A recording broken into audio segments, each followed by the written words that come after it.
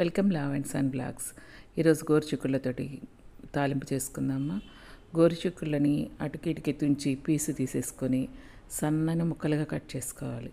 Cut చేసుకొని clean చేసుకోవాలి. Clean చేసుకున్నాక ఒక కుక్కర్ తీసుకొని అందులో వాటర్ వేసుకొని క్లీన్ చేసుకొని సన్నగా కట్ చేసుకున్న గోరుచిక్కుళ్ళని అందులో వేసేసి కొంచెం చింతపండు, పసుపు, ఉప్పు వేసి కుక్కర్ విజిల్స్ రానివ్వాలి.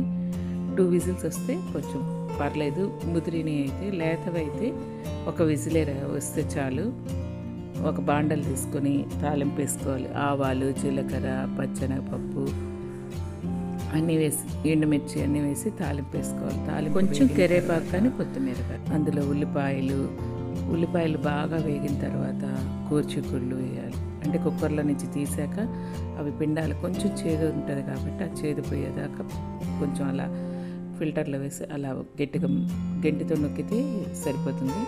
తర్వాత కొబ్బరి కారము, ఉప్పు వేసేస్తే క్లస్టర్ బీన్స్ కర్రీ రెడీ. చాలా టేస్టీగా ఉంటుందండి. Thank you for watching. Please subscribe.